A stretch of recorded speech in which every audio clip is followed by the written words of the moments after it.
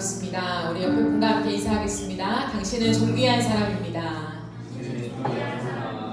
네, 감사합니다. 오늘 저는 따릉이를 타고 교회 왔습니다. 정장을 입고 신선하더라고요. 네, 또 이런 일도 있네요. 따릉이 타고 걷고 왔는데 찬양 인도자가 말했듯이 찬양 인도자는 아마 집에서 나온 지 한 2시간 만에 도착했을 거예요. 2시간 만에 교회를 도착하고 여러 가지 변수가 있고 또 수고로움이 있었지만 그 안에 주시는 하나님 메시지가 너무나 귀하여서 그것이면 뭐 됐지 않을까? 2시간 만에 그 정도 은혜를 얻었다면, 메시지를 얻었다면 하나님의 은혜네요. 네, 감사합니다. 오는 길이 쉽지 않은데 먼 길을 또 와주셔서 감사하고 또 오늘 새 가족이 오셨어요. 신림에서 여기까지 멀리 오셨는데 그 마음 가운데도 하나님 귀하게 보시고 예배 가운데 하나님의 은혜로 채워주시기를 간절히 축복합니다. 네, 오늘 우리 함께 보실 말씀은 이사야 62장 1절부터 5절까지의 말씀입니다. 이사야 62장 1절부터 5절까지의 말씀. 다 찾으셨으면 우리 한 절씩 교독하시고 마지막 절은 합독하겠습니다.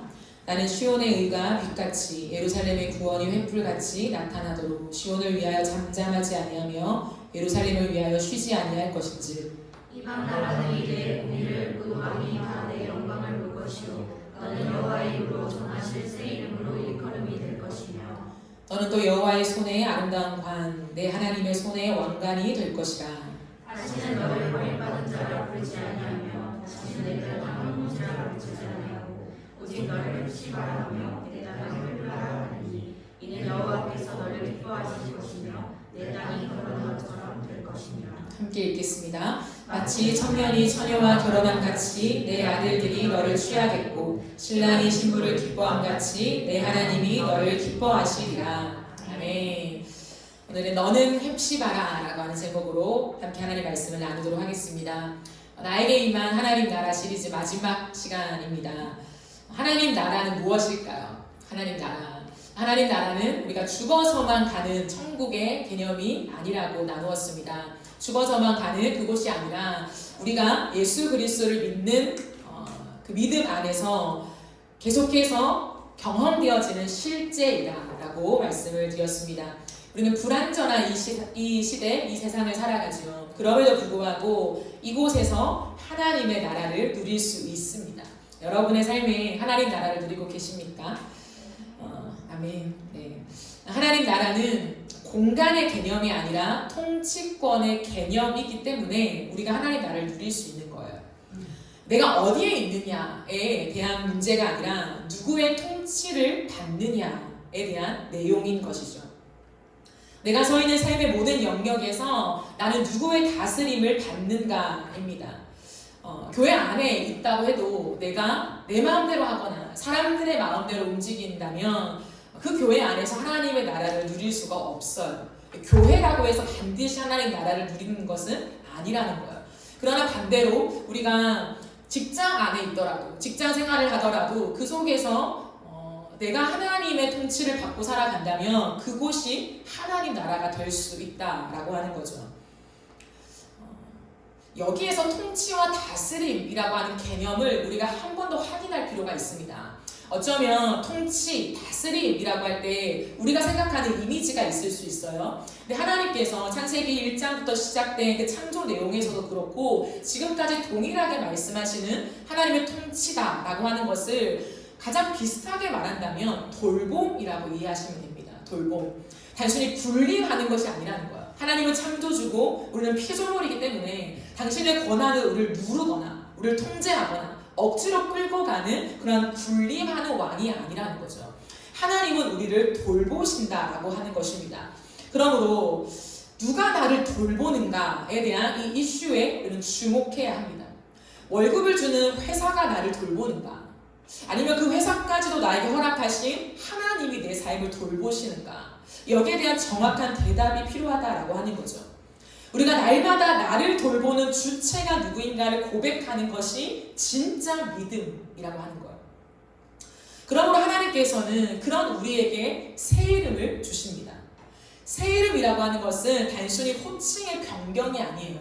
우리의 호칭이 변경된 것을 의미하는 것이 아니라 새로운 정체성과 사명을 부여받는 것을 의미합니다.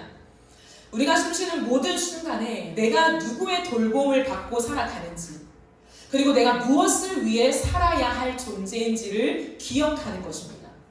지난 6주 동안 우리는 6가지 새 이름을 함께 살펴보았습니다. 너는 내 것이다 라고 하는 그 말씀과 함께 너는 찬송이라. 기억나시는 이름 있으십니까? 제사장이라. 가장 가까운 지난주에 들었던 말씀. 제사장이라. 너는 물된 동산이라. 너는 내 종이다 라고 하는 그런 이름이죠. 오늘은 어쩌면 이 모든 것을 아우르는 새 이름이라고 할 수도 있겠습니다. 그것이 바로 헵시바입니다. 너는 헵시바라. 헵시바가 어떤 의미일까요? 헵시바의 정확한 의미는 이것입니다. 나의 기쁨이 그에게 있다라고 하는 뜻이에요.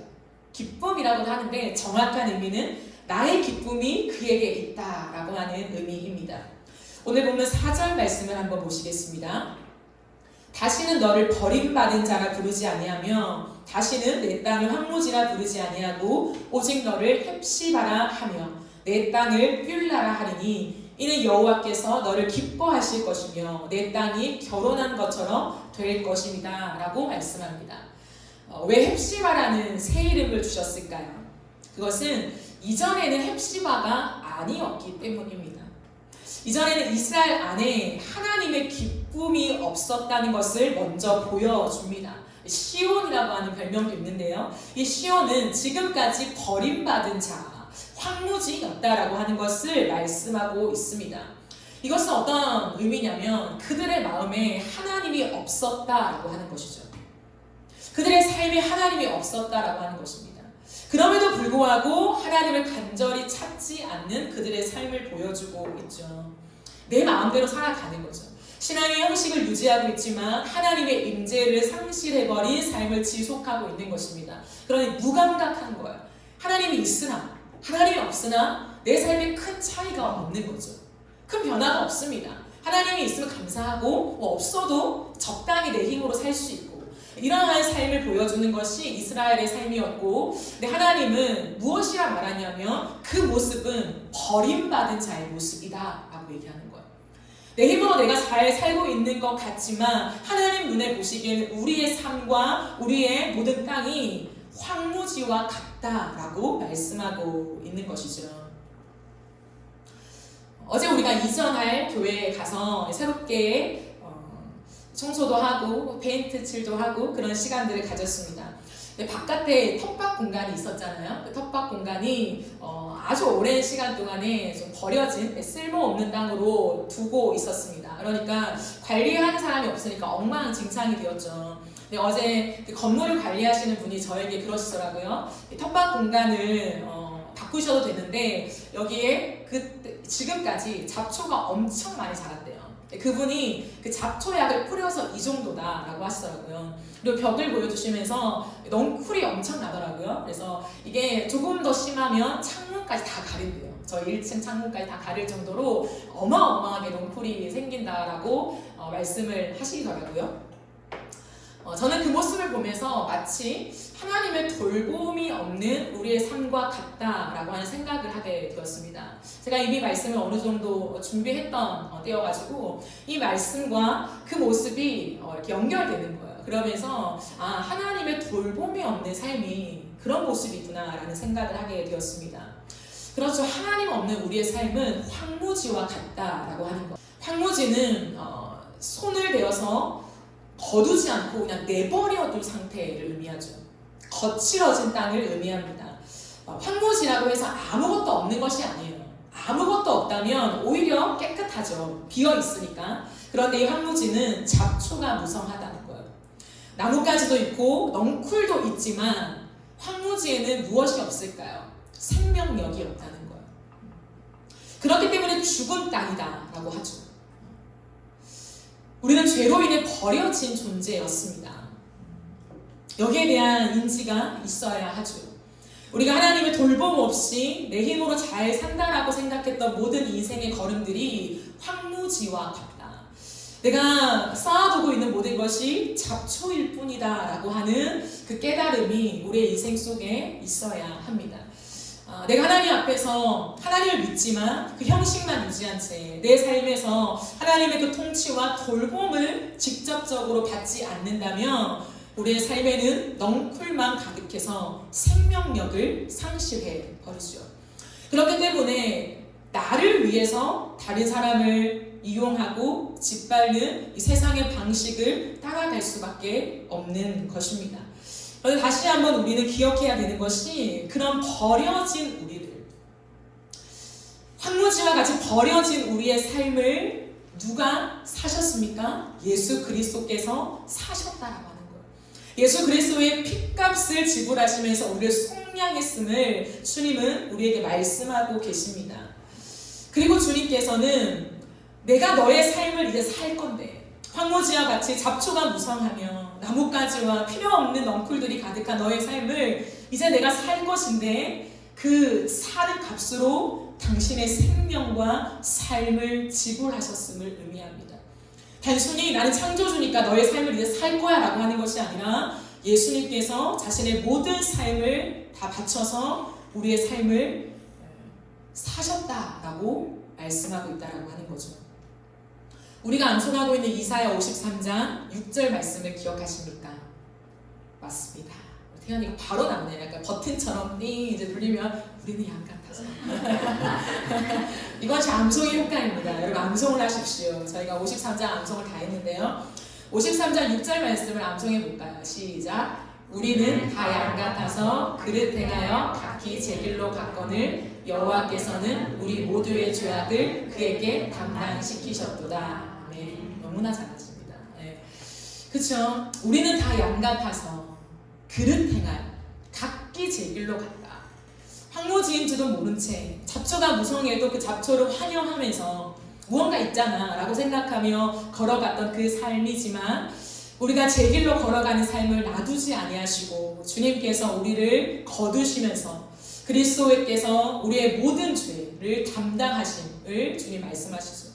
우리의 모든 죄를 그리스도께서 다 담당하심으로 우리를 새롭게 하심을 주님 말씀하고 계십니다. 이것이 우리의 가슴에 와 닿을 때 우리의 인생은 새롭게 시작되는 것입니다. 이것이 무슨 의미인지가 인지되어야 그렇구나. 내 인생이 버려진 땅과 같았구나. 내 존재가 하나님 앞에 버려진 인생과 같았구나 라고 하는 것에 대한 이해가 있어야지 그 다음에 은혜가 은혜될 수 있다는 것이죠. 우리의 삶은 그냥 나배드가 아니에요. 나쁘지 않아. 내 삶은 괜찮은데 그럼에도 불구하고 구원이라고 하는 영역은 내가 이룰 수 없고 그래 내 삶에 변수가 있고 어려움이 있으니까 하나님이라는 존재가 필요해. 그 정도의 구원이 아니라는 거예요. 때로는 우리가 그리스도인으로 살아가면서 많은 사람들은 이 땅을 살아가는 것은 우리의 힘인데 죽어서 가는 그 미지의 세계, 어떠한 세계 속에서는 천국과 지옥이 있다고 하니 그 천국을 가는 것은 내 힘이 안 되니 내가 예수님을 믿어야지 라고 지금도 생각하시는 분이 있더라고요. 교회 안에서도. 그럼 그렇지 않습니다. 이 땅은 내 몸, 이 땅은 내 힘으로 살아가는 것, 그리고 죽어서 가는 그 영역을 하나님께 다루심, 그것이 신앙이 아니라는 거죠. 이 땅을 살아가는 동안에도 내가 사람답지 못하게 살아가는 나의 모든 생각과 정서적인 마음들과 이 모든 것들 속에 하나님께서 우리를 고치시고 싸매셔서 다시금 성숙되고 완전한 인격으로 변화되게 하신다라고 하는 거죠. 그 인지가 우리 안에 있어야 합니다. 왜냐하면 헵시바라는 이름을 주신 두 번째 이유와 연결되기 때문입니다. 헵시바라는 이름을 주신 두 번째 이유는 이제 진짜 헵시바가 되었기 때문이라는 거예요. 하나님이 우리에게 너는 이제 헵시바다 라고 하는 새 이름을 붙여주십니다.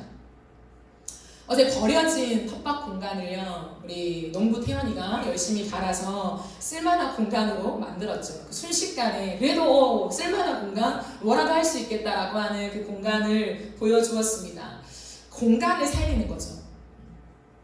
그것이 새롭게 될 수 있다라고 하는 기대 때문에 그렇게 하는 것입니다. 여기는 아무리 내가 열심히 무언가를 해봤자 이건 버려진 땅이야, 여기는 못 써 라고 한다면 굳이 내 힘을 들이지 않겠죠. 그러나 우리는 내가 수고하고 노력하면 이 땅이 새로워질 수 있다라고 하는 기대가 있는 것입니다. 안의 공간도 마찬가지죠. 너무 오래되어서 곰팡이가 가득하고 창틀이 엉망진창이었지만 내가 수고하며 열심히 이것을 닦아내면 깨끗해질 거야 라고 하는 기대가 있으니 정말 몇 시간을 그 한 군데를 판 우리 수연이의 모습을 우리는 어제 보았습니다. 그런 거죠. 그것은 기대감이라는 거예요. 나의 수고로 인해서 이 땅이 새롭게 될 수 있다. 이 공간이 새롭게 될 수 있다라고 하는 거예요. 이것이 뭐냐면 그곳에 내 기쁨을 두는 것입니다. 내 기쁨을 두면서 그곳을 새롭게 하는 것이죠. 하나님께서는 우리에게 말씀하십니다. 황무지와 같았던 너의 마음 안에 잡초가 무성했던 너의 삶에 이제는 내 기쁨을 두겠다라고 말씀하신다는 거예요. 여러분 이것이 은혜 되려면 첫 번째 인식이 있어야죠.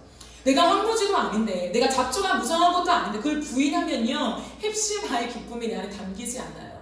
그러나 정말 하나님 나는 죄로 인하여서 하나님을 떠난 존재입니다. 내 삶이 나의 것들로 가득 찬데 이것이 아무 쓸모가 없는 잡초만 무성한 인생입니다 라고 하는 고백이 있을 때 그러나 내가 너의 인생을 이제 새롭게 해서 너의 인생에 내 기쁨을 둘 거야 라고 하는 그 기쁨이 하나님의 마음만큼 와닿게 된다라고 하는 거예요.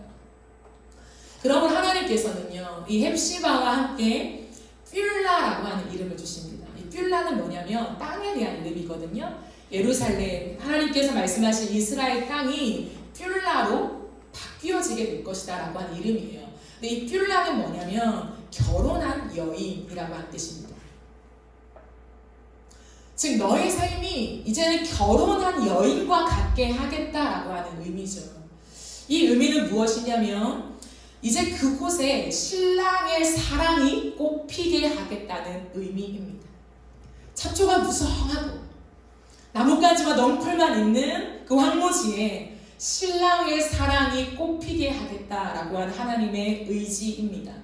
오늘 본문 4절, 5절 말씀을 보시겠습니다. 다시는 너를 버림받은 자라 부르지 아니하며 다시는 내 땅을 황무지라 부르지 아니하고 우리 같이 읽어볼까요? 시작. 오직 너를 헵시바라 하며 내 땅을 뷸라라 하리니 이는 여호와께서 너를 기뻐하실 것이며 내 땅이 결혼한 것처럼 될 것입니다. 마치 청년이 처녀와 결혼함 같이 내 아들들이 너를 취하겠고 신랑이 신부를 기뻐함 같이 내 하나님이 너를 기뻐하시리라. 아멘. 결혼한 여인에게는 무엇이 있습니까? 신랑의 기쁨이 담겨 있죠. 그 신부는 오롯이 신랑의 사랑을 담게 됩니다. 신랑은 신부를 보면서 한없이 기뻐하죠. 사랑스러워합니다. 그리고 그 여인을 돌보는 자가 되어요. 그 가정을 책임집니다.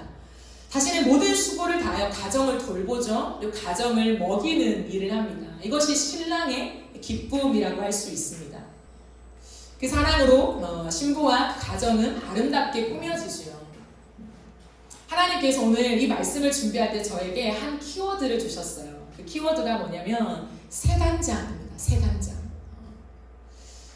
신랑과 신부 사이에 세단장하는 그 기쁨, 하나님은 그것을 우리에게 말씀하고 있다라고 하는 거죠. 한 남자와 한 여자가 결혼을 하잖아요. 제가 기억하기로 오늘이 태연이와 수연이 결혼 1주년이라고 기억하는 것 같습니다. 내일이에요? 네. 1년이 되었죠, 1년이. 그 정도 기억할 수 있습니다. 네. 1년이 되었는데요. 1년 전을 한번 떠올려보세요. 가정을 이루면서 의논하면서 내가 어떻게 이 가정을 꾸밀 것인가 그 세단장의 기쁨으로 가득 찬 때가 있죠. 그러면 하나하나를 신경 씁니다. 그냥 어느 누구한테 이거 이 정도 값으로 금액으로 이 정도 퀄리티로 만들어주세요 라고 맡기지 않고 하나하나 집은 어떻게 장만하며 그 안에 내용물은 무엇을 넣을 것인가를 하나하나 함께 의논하며 선택하게 되지요. 그것이 세단장의 기쁨이에요. 비단 겉으로 보이는 물건만이 아니라요. 내용도 마찬가지입니다. 신랑과 신부가 결혼할 때 결혼식장에서 무엇을 할 것인가에만 집중하면 결혼은 온전하지가 않아요. 우리가 어떤 가정을 이룰 것인가에 대한 가치가 중요한 거죠. 많은 젊은 세대들이 그걸 놓치거든요. 결혼식에 맞추고 아니면 겉으로 보이는 많은 것들의 형식에 집중하게 됩니다. 근데 결혼을 준비하는 과정에 가장 중요한 건 뭐냐면 가치를 맞추는 거거든요. 우리 가정에 지금은 가훈 같은 것이 사라졌지만 어쨌든 우리의 가정을 끌고 가는 그 중심의 말씀이 무엇인가, 핵심 가치가 무엇인가가 가정에 너무너무 중요합니다. 그럼 기업보다 더 중요한 게 가정이거든요. 기업은 가치가 없으면 지속하지가 못하잖아요. 근데 우리는 때로는 가정을 기업만도 못하게 생각할 때가 있어요. 가정의 가장 중요한 가치입니다. 우리가 어떠한 가치로 이 가정을 꾸며나가고 세워나갈 것인가, 아이를 양육할 때 우리는 어떠한 기준을 가지고 이 아이를 양육하고 키워낼 것인가에 대한 분명 가치 설정이 필요하다라고 하는 거예요. 근데 그 때가 되어서 급급해서 어떻게 할까, 그 다음 학원을 보낼까 말까, 이 아이를 어떻게 키워낼까를 생각하다 보면 다툼이 일어나는 거죠. 그리고 그 가치가 타협이 됩니다. 올곧은 가치가 아니라 지금 적당하게, 세상 사람들은 이렇게 취하지만 우리는 그래도 그냥 B 정도로 가자, 이렇게밖에 될 수가 없는 거죠. 가장 중요한 건 가치이거든요. 근데 저는 결혼기념일이 아주 중요해요. 기념일은 굉장히 중요하거든요. 근데 결혼기념일날 물론 파티도 하고 즐겁게 맛있는 것도 먹고 여러 가지 우리가 축하하는 건 중요하지만 또 하나 빼먹으면 안 되는 게 뭐냐면 가치를 다시금 정립하는 거예요. 우리가 왜 결혼했지? 어떠한 가정을 이루려고 했지? 특별히 우리는 그리스도인이잖아요. 하나님 안에서 결혼한 거잖아요. 그러면 하나님이 우리 가정을 향해 기대하신 건 뭐지? 우리 가정을 향한 사명은 무엇이었지? 라고 하는 것을 충분히 얘기하는 시간이 필요해요. 그 시간들을 깊이 가지면서 다시 한번 그래 우리 가정이 이렇게 가는 거야 라고 세워지게 되는 거죠.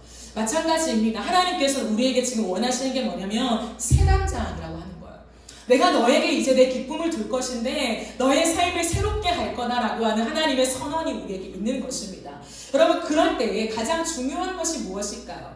이제는 우리의 삶에 내가 원하는 대로 막무가내로 채워 넣으면 안 된다는 거예요.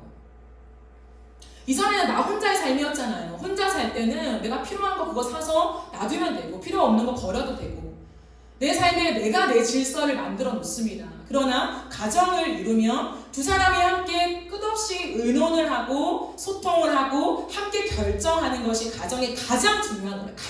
가장 중요해요. 그렇다면 하나님이 오늘 우리에게 말씀하시는 게 뭐냐면 너는 나의 신부고 나는 신랑이다.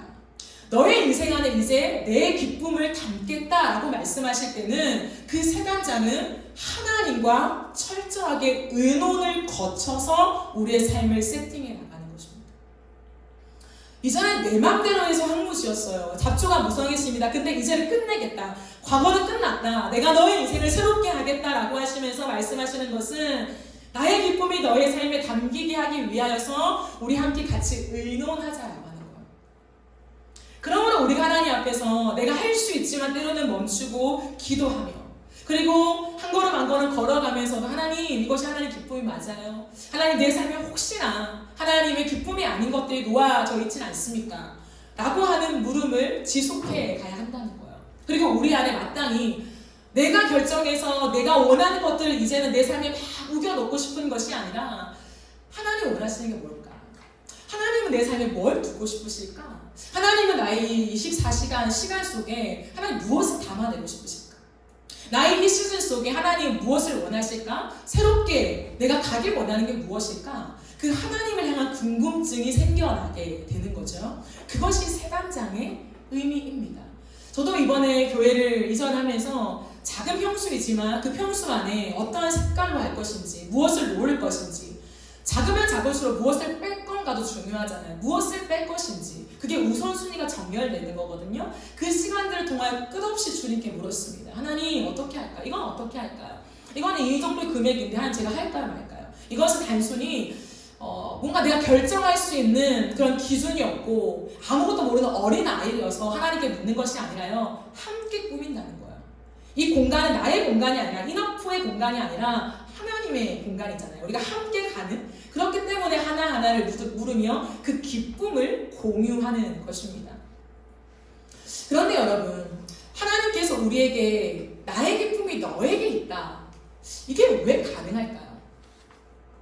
우리가 그런 자격이 없잖아요. 그러면 우리의 삶에서 열심히 우리가 무언가를 노력해서 자격을 얻었기 때문일까요?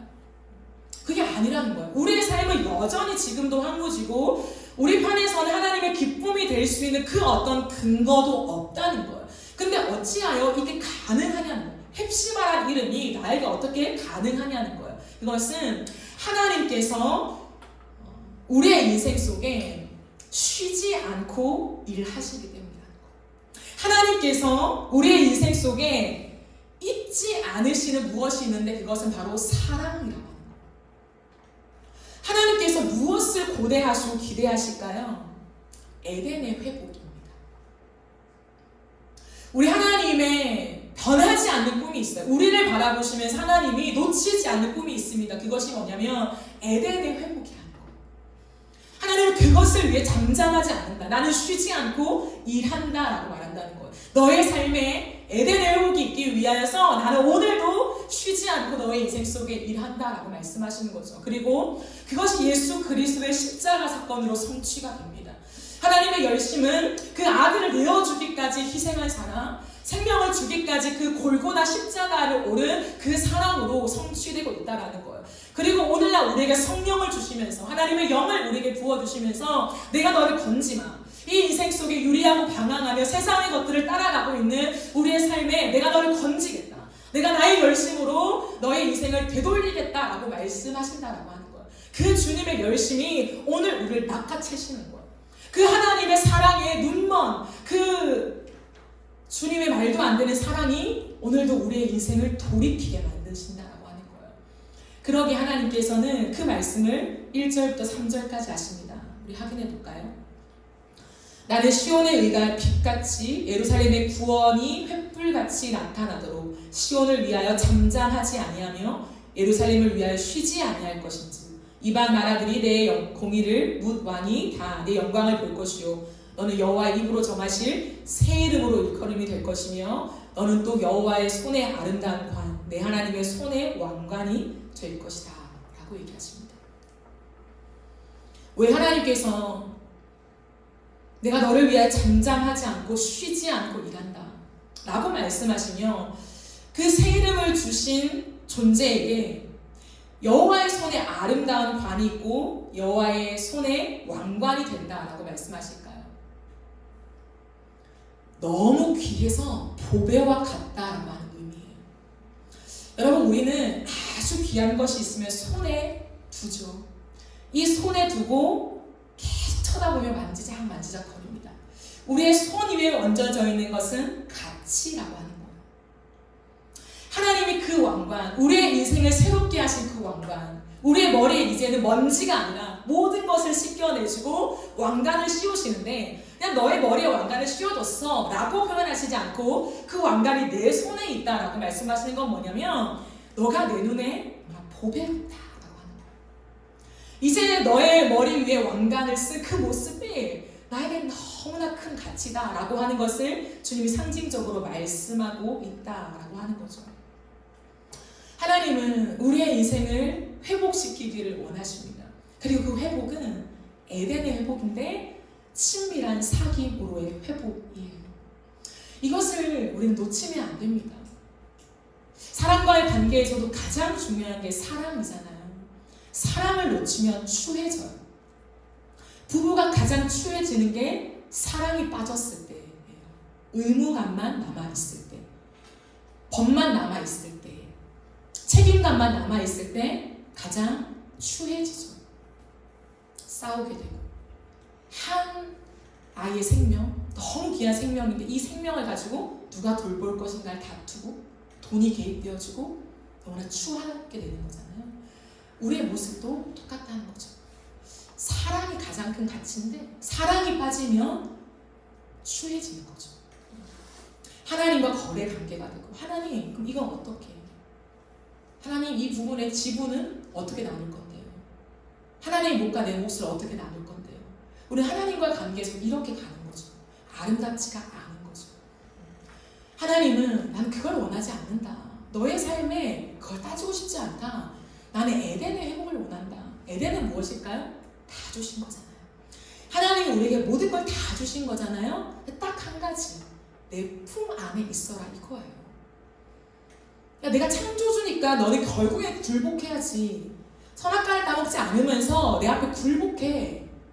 너가 어떻게 이 기준을 넘어서 나처럼 되려고 하냐? 하나님은 이런 뉘앙스가 아닌 거예요. 하나님 앞에서 우리가 그 약속을 지키고 하나님 말씀대로 순종한다는 의미는 뭐냐면 하나님 모든 걸 다 주셨는데 그게 돌봄의 주권이잖아요. 아버지라는 거예요. 우리 스스로는 잘 살 수 없다는 거예요. 아버지의 보호가 필요하다는 거예요. 근데 하나님께서는 다 주셨고 그래 너는 그 모든 걸 누리면서 내 품에 있어 라고 하는 거예요. 그래서 하나님은 세상을 껴안았다라고 제가 말하잖아요. 무지개의 회복 속에서 하나님이 껴안았다라고 제가 여러분과 나누었습니다. 하나님의 껴안는 이 보응이요 하나님의 사랑의 절정을 보여주는 거예요. 그렇기 때문에 그 안에 있어라, 에덴에서 내 품 안에 있어라 라고 말하는데 우리는 조금씩 세상의 맛을 보면서 하나님의 품을 거부해요. 이 품도 따뜻하고 좋았지만 더 좋은 품이 있고 더 좋은 달콤한 것들이 있습니다 라고 하나님의 품을 거부하는 거예요. 그러니까 우리의 삶이 너무나 많이 무너지게 되는 거죠. 하나님은 우리에게 기대하신다는 거예요. 에덴의 회복 친밀한 사귐이라는 건 뭐냐면 주품 안에 안겨 있는 거라는 거예요. 하나님 나는 이 품 안에서 가장 나는 평온합니다. 세상이 줄 수 없는 평안을 내가 이 품 안에 누립니다. 하나님 내가 주님을 떠나서 어디로 가겠습니까? 라고 하는 그 고백으로 그 하나님 안에서의 안정감을 누려가는 것을 의미한다라고 하는 거예요. 그러니 그 품 안에서 그 아버지의 품, 주님 말씀하신 그 신랑의 품 안에서 의논하며 살아가는 것이 기쁨이 되는 거예요. 기쁨이. 이거 내가 아내한테 말했다가 이거 거절하면 어떡하지? 이거 안 된다고 하면 어떡하지? 말하지 말까? 여러분 이러면 끝나는 거예요. 이제 모든 것을 의논한 기쁨. 내가 말했지만 그 A가 받아들여질 수도 있고 받아들여지지 않을 수 있지만 그럼에도 불구하고 나는 이 사람과 의논하는 것 자체를 기뻐해 라고 하는 것을 놓치지 않을 때에 가장 아름다운 모습을 유지하게 된다라고 하는 거예요. 하나님과의 관계가 마찬가지입니다. 오늘 하루 살아가는 동안 여러분의 크고 작은 많은 결정과 삶의 정황 앞에서 여러분은 하나님께 얼마큼 질문하며 살아가십니까? 얼마큼 하나님께 묻고 하나님의 대답을 기대하십니까? 나는 A라고 결제를 올렸는데 하나님이 리젝하시면 어떡하지? 하나님이 안 된다라고 하시면 어떡하지? 그렇게 우리의 신앙생활을 지속해 나간다면 참으로 불행한 신앙생활이에요. 근데 그것이 아니라 의논하는 것이 무엇인가를 끝없이 우리는 경험해 가야 합니다. 그리고 내가 A라고 결제를 올렸지만 하나님이 A가 아닌 다른 방법을 얘기해도 하나님과 함께 그 길을 간다면 제가 한번 시도해 볼게요. 어려움이 있을 것도 같고 불안하고 그 길이 뭔지 잘 모르겠지만 하나님이 A가 아니라 B로 함께 가면 어떻겠냐, B로 가자라고 말씀하실 때 하나님 저도 함께 주님과 의논하며 그 길로 한 발짝 한 발짝 걸어가 볼게요 라고 하는 신뢰가 형성되어야 한다는 거예요. 그게 신앙의 출발입니다.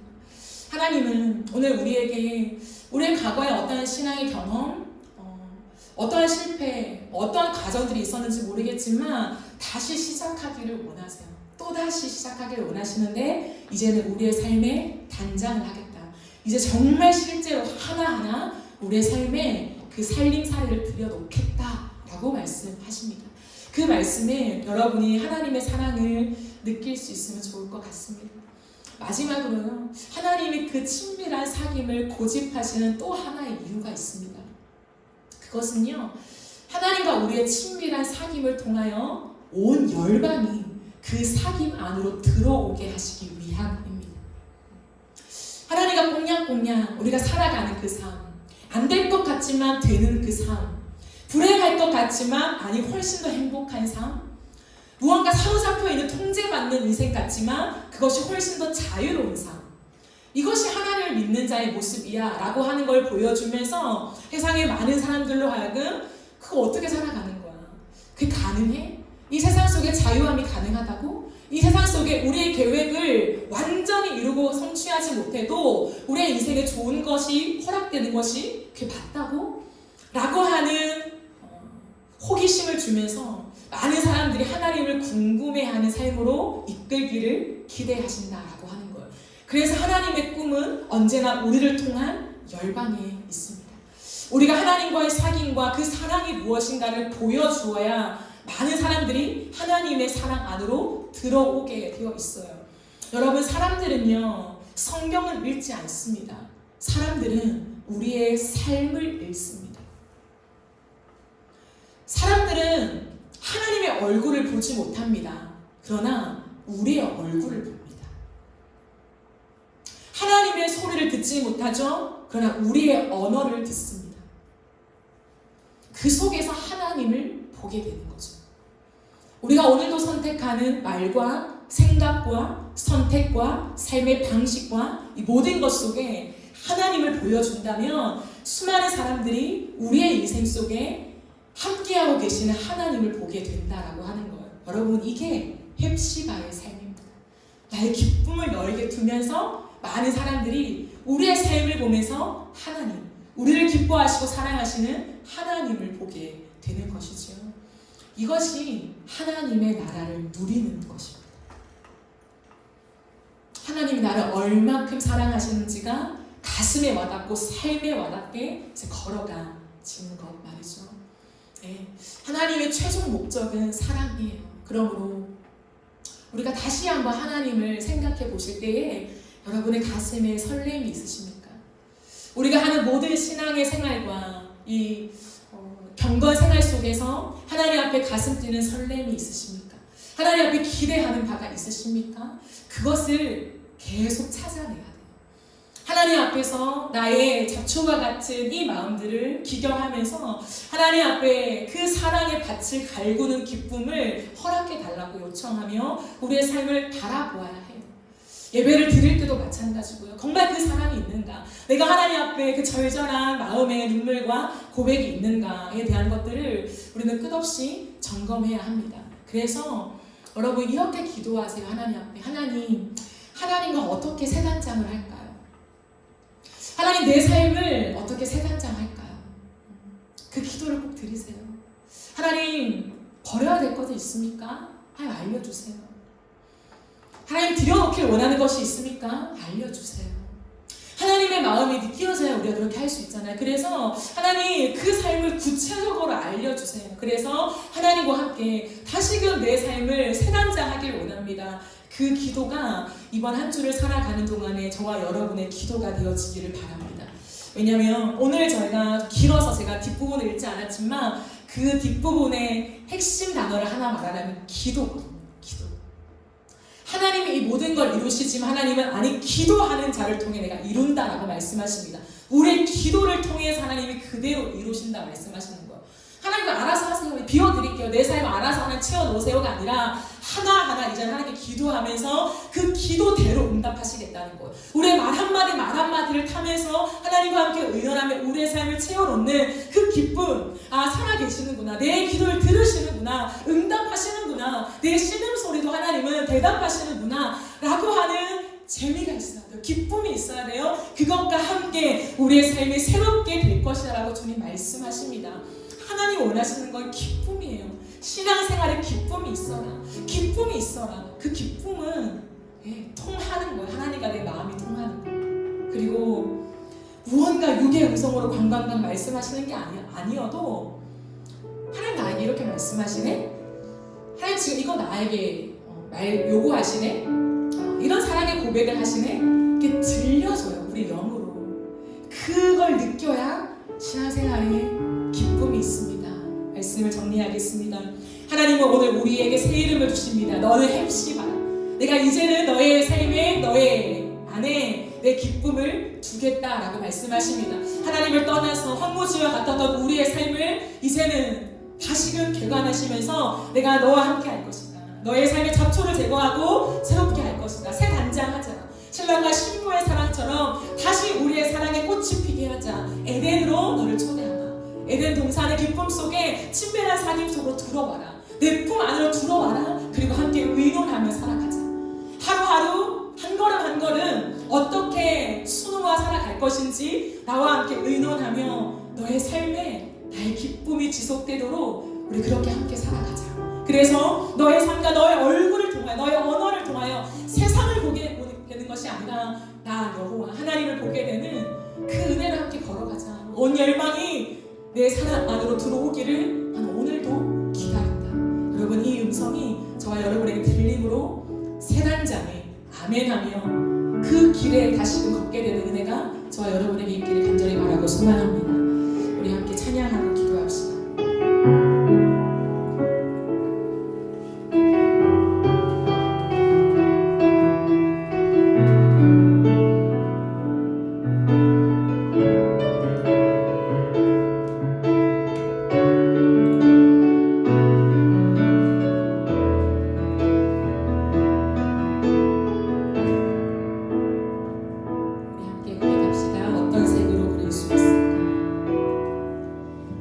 어떤 색으로 그릴 수 있을까 하나님 그 사랑 점치는 사랑 온 땅에 차올라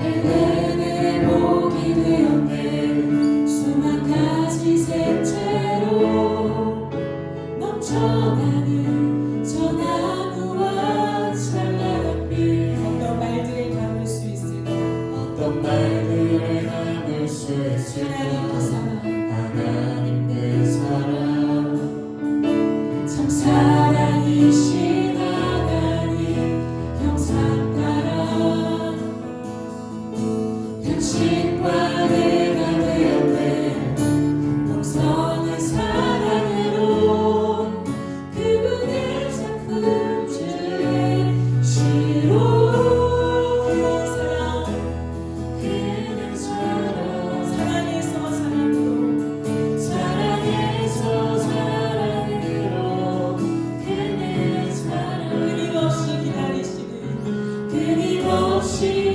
기다리시는 그는 사랑 사랑으로 주님까지 십자가의 길 걸으시는 그는 사랑 그는 사랑 사랑에서 사랑으로 사랑에서 사랑으로 그는 사랑 깊은 어둠 깊은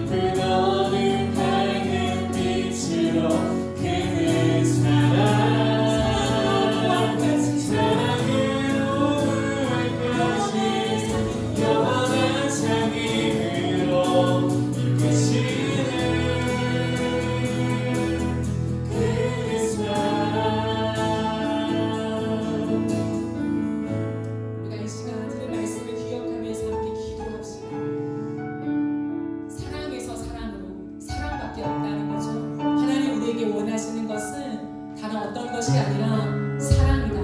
에덴의 사랑을 회복하자라고 말씀하십니다. 우리의 삶에 끝없이 우리가 하나님과 관계 속에 결제받는 존재로 우리 하나님을 혹시 생각하고 있지 않습니까? 그것이 아니라 신랑과 신부의 관계 속에 내 의견을 무언가 이 사람에게 주입시켜서 내가 원하는 것을 얻어내는 그런 관계가 아니라 함께 이루어가는 사랑의 관계, 그 관계로 하나님 우리를 부르십니다.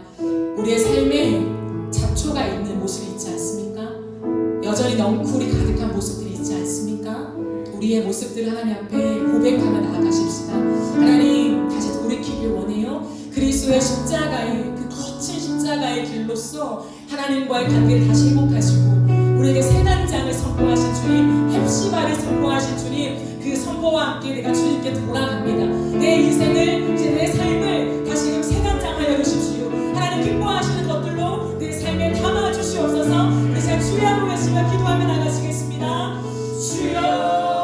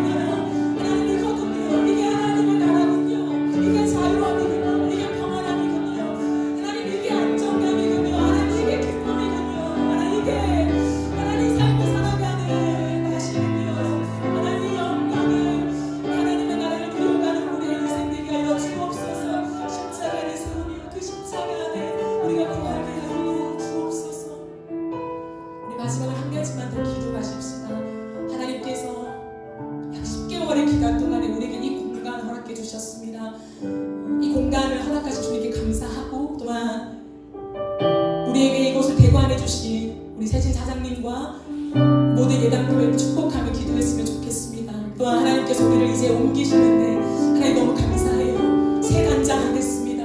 하나님 원하시는 것들을 우리 교회에 채워넣겠습니다. 하나님 내가 원하는 거, 우리가 원하는 것이 아니라 세상이 요구하는 것이 아니라 하나님께서 원하시는 것만 우리 교회에 채워넣겠습니다. 그래서 우리 교회를 바라보시면서 이런 처치야 내 기쁨이 너에게 담겨있다. 이런 처치야 내 꿈이 너에게 담겨있다. 세상에 많은 사람들이 이 공간을 통하여 이곳을 통하여서 이 교회를 통하여서 나의 사랑을 알게 될 것이다. 하나님의 그 기쁨 나아가는 교회가 되게 하여 주시옵소서. 우리 주여 한번 외치며 기도하겠습니다. 주여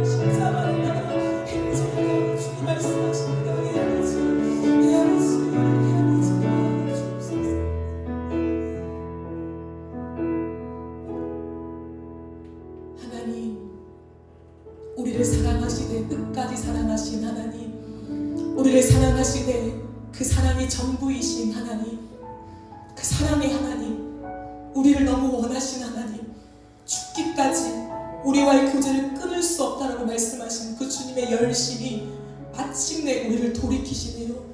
마침내 세상에 방황하며 세상을 쫓고 싶은 그거 못 놓는 우리를 끝끝내 돌이키시네요. 그 품 안으로 돌이키시며 안아주시네요. 우리가 무엇이라고 그 품, 그 안, 우리를 안아주시기 위하여 예수 그리스도의 십자가, 그 죽음을 희생하시며 오늘도 이 땅 가운데 수많은 사람들과 상황을 통하여서 하나님 나 한 사람을 그 품 안으로 돌이키게 하십니까? 사랑한다. 내가 너희를 사랑한다. 내가 너희를 이만큼 사랑한다. 하나님의 그 사랑이 우리 안에 담겨지게 하시고 하나님의 사랑을 오해하지 않게 하시고 하나님과 그 영원한 사귐 안에 우리가 하루하루를 하나님 나라를 누려가는 인생이 되게 하여 주시옵소서.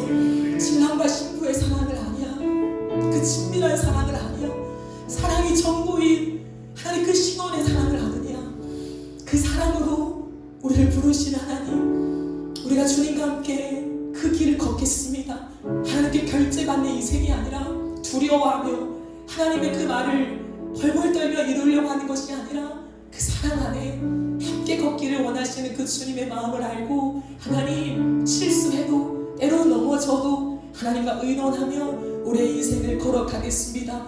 사랑하는 자야, 너는 heb시가라. 너는 나의 기쁨이다. 하나님 이 기쁨대로 우리의 삶을 걸어가게 하여 주시옵소서. 특별히 결혼 1주년을 맞은 성도 두 사람을 기억하시고 두 사람이 이제 한 몸이 되었습니다.